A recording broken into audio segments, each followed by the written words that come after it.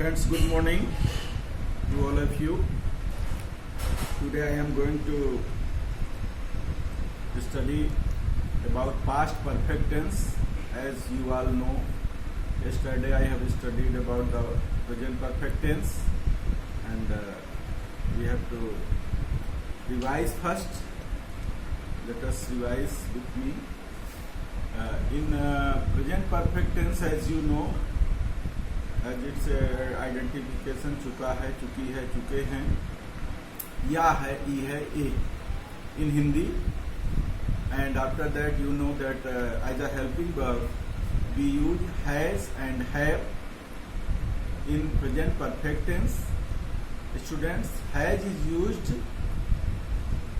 with singular subject like he, she, it, and name, and have is used for plural subject I, you, we, they. Students, you have to remember that you have to use third form of the verb in present perfect tense, and respectively you must know about the negative and interrogative sentence. You have to use has not, have not as a helping verb in negative, and you have to use has or have before the subject while you are making interrogative sentence. Students, today's chapter past perfect tense is very important because there is some exceptional types of rules. You have, if you regularly attend my class, you will get that new things are added here. Then let us start today past perfect tense. I hope you all are ready. Please close the camera and stand here with your chair. बच्चों, past perfect tense की हिंदी में पहचान हम बताएं कि इन वाक्यों के अंत में चुका था, चुकी थी, चुके थे, या था, ई थी, ए थे आदि शब्द आते हैं, उन्हें पास्ट परफेक्ट टेंस कहते हैं. तो yesterday I have discussed about the present perfect tense, जिसमें हमने बताया था कि चुका है, चुकी है, चुके हैं, या है, ई है, ये हैं आते हैं. लेकिन आज बच्चों हम पास्ट परफेक्ट टेंस की बात करेंगे, जिसकी पहचान होगी चुका था, चुकी थी, चुके थे, या था, ई थी, ए थी. इंग्लिश मीडियम के स्टूडेंट्स भी इससे अच्छी तरह से सीख सकते हैं, समझ सकते हैं, और मैं इसीलिए बाइलिंगुअल करने का प्रयास करता हूं कि दोनों तरह से जो बच्चे इंग्लिश मीडियम रखते हैं वो भी समझ सकें, और हिंदी मीडियम में Hindi to English, English to Hindi translation कई कॉम्पिटिटिव एग्जाम्स में भी आते हैं बच्चों. इसलिए आपको हर तरह से प्रिपेयर रहना चाहिए. हिंदी और इंग्लिश, जब भी हम कोई लैंग्वेज पढ़ते हैं तो इसे दूसरे के सापेक्ष रिलेटिव स्टडी करते हैं. तो रिलेटिव स्टडी में ये ज़रूरी है कि चूँकि ट्रांसलेशन करना रहता है, इसलिए ज़रूरी होता है कि हम हिंदी और इंग्लिश दोनों में इसको समझें और जानें. तो हिंदी में पहचान आपने जान लिया है. उस एक एग्जाम्पल मैंने दिया है कि राजेश स्नातक कर चुका था और मैंने कपड़े साफ कर लिए थे. तो दोनों, एक चुका था है और एक लिए थे, इस शरांत में अगर आता है तो हम ये आइडेंटिफाई कर लेंगे कि this sentence is related to past perfect tense. इसका अफर्मेटिव, इन वाक्यों का अफर्मेटिव बनाते समय हेल्पिंग वर्ब हैड का प्रयोग करते हैं. ये ध्यान रखना है कि प्रेजेंट परफेक्ट में हैज, हैव का प्रयोग करते हैं, सिंगुलर सब्जेक्ट के साथ हैज और प्लूरल के साथ हैव लगाते हैं. लेकिन बच्चों, यहाँ हैड सिंगुलर और प्लूरल दोनों के साथ यूज करते हैं. और मेन वर्ब की थर्ड फॉर्म उसी तरह पास्ट परफेक्ट में भी लगेगी जैसे प्रेजेंट परफेक्ट टेंस में लगती है. फॉर एग्जाम्पल मैंने दिया है कि धोबी ने कपड़े धो लिया था. The washerman had wash the clothes. Washerman had wash का, तो वाशरमैन सिंगुलर है, सिंगुलर हो या प्लूरल हो यहाँ ये ध्यान नहीं देना है, सभी के साथ हैड लगाना है. और the noteworthy thing is this that washed here is used third form of the verb. Negative sentence, इन वाक्यों का निगेटिव सेंटेंस बनाते समय हेल्पिंग वर्ब हैड नॉट लगाते हैं. We use had not with the negative sentence and also use main verb, third form of the main verb. तो third form भी लगाते हैं। एक एग्जाम्पल देखते हैं, हम बाजार नहीं जा चुके थे। We had not gone to market. Negative में भी third form of the verb लगाते हैं, हैड लगाते हैं। प्रेजेंट के कंपेरिजन में पास्ट टेंस इजियर है because here mostly we use single only helping verb like did in present simple past and had in past perfect tense। Students, अगर हम interrogative sentence की बात करें तो इसका इंट्रोगेटिव बनाते समय हेल्पिंग वर्ब हैड सब्जेक्ट के पहले लगाते हैं। जैसे हम बहुत सारे इंट्रोगेटिव सेंटेंस पढ़ चुके हैं तो आप जानते हैं कि हेल्पिंग वर्ब सब्जेक्ट के पहले लगता है।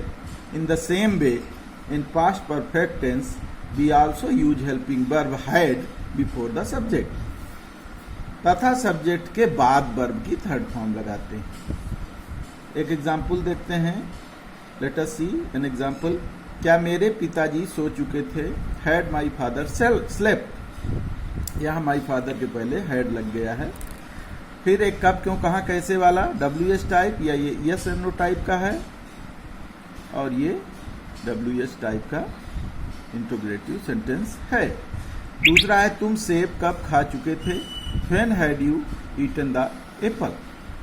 तो इस तरह से बहुत सारे एग्जाम्पल मैंने आपको नोट्स में दिया है, एक्सरसाइज करके आपको दिखाना है। एक जो एक्सेप्शन टाइप के पास्ट परफेक्ट टेंस में बनते हैं, यहाँ समझने की जरूरत है अच्छे से बच्चों, क्योंकि इसमें थोड़ा सा हट के बातें की गई हैं। पास्ट परफेक्ट टेंस में कुछ संयुक्त वाक्य होते हैं, जैसे मेरे स्टेशन पहुंचने से पहले गाड़ी छूट चुकी थी। इसमें दो वाक्यों को जोड़ा गया है और पहले बीच में कंजंक्शन पहले लगाया गया है। तो इसमें एक वाक्य है गाड़ी छूट चुकी थी, दूसरा है मेरे स्टेशन पहुंचने से, यानी मेरे स्टेशन पहुंचना। तो ये दोनों अलग अलग घटनाएं हैं। पहला वाक्य जो है मेरे स्टेशन पहुंचने से पहले और गाड़ी छूट चुकी थी, तो ये प्रिंसिपल क्लॉज होता है। गाड़ी छूट चुकी थी जो प्रधान उपवाक्य या प्रिंसिपल क्लॉज कहते हैं, और जिसमें कंजंक्शन जुड़ा होता है सबऑर्डिनेट क्लॉज। मेरे स्टेशन पहुंचने से पहले ये सबऑर्डिनेट क्लॉज होता है। तो ये हम जानेंगे, जिसमें जो प्रधान उपवाक्य या प्रिंसिपल क्लॉज होता है और एक होता है सबऑर्डिनेट क्लॉज।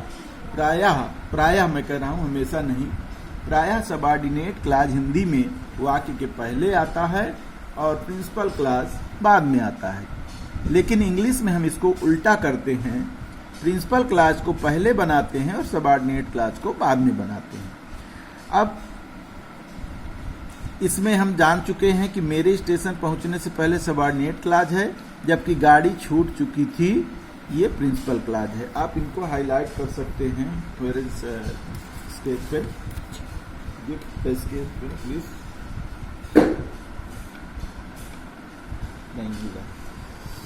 खैर ठीक है। तो गाड़ी छूट चुकी थी प्रिंसिपल क्लॉज है, और मेरे स्टेशन पहुंचने से पहले ये जो है सबऑर्डिनेट क्लॉज है। मैं इनको बॉक्स में कर रहा हूं, इसको अच्छे से आप समझिएगा। इस प्रकार के वाक्यों का ट्रांसलेशन करते समय सबसे पहले प्रिंसिपल क्लॉज को, यानी गाड़ी छूट चुकी थी को पास्ट परफेक्ट टेंस में तथा सबऑर्डिनेट क्लॉज को पास्ट इंडेफिनिट टेंस में बनाते हैं। बच्चों ध्यान रखना है, ऐसे वाक्यों में दो टेंस यूज करते हैं।